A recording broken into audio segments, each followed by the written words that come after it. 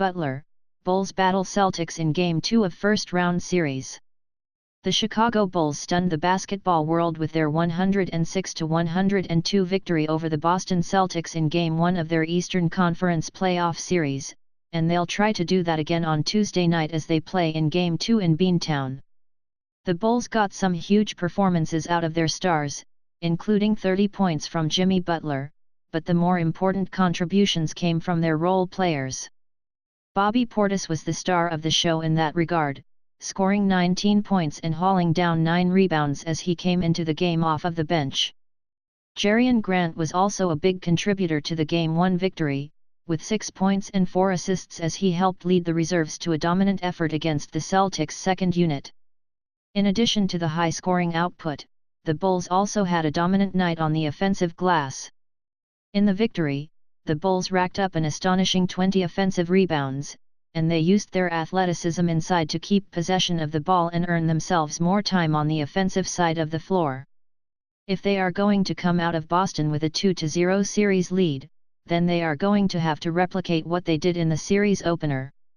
That means that they will have to continue to limit the effectiveness of some of Boston's premier rebounders, including Jamison Crowder and Al Horford, who combined for 15 rebounds in the team's loss on Sunday afternoon. The Bulls will also have to find a way to limit Isaiah Thomas's free throw attempts, as he took 12 total shots from the charity stripe in the game. That ended up helping him get up to 33 total points in the game, and even though it wasn't enough to get the Celtics the victory, it was enough to keep them in the game until the closing seconds of the contest.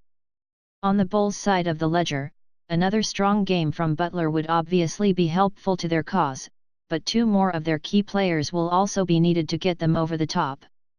Rajon Rondo looked solid in 27 minutes of work, with 12 points and 6 assists to his credit, but he'll have to stay out of foul trouble, as he racked up 5 personal fouls in Game 1.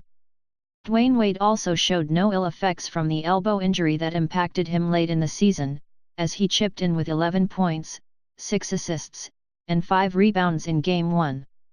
If all 3 of those players can replicate those performances, and if guys like Nikola Mirotic can step up in the big situation, then the Bulls have a real shot at taking a 2-game lead in the series, and putting Boston into a deep hole as they head back to Chicago for Game 3 later this week.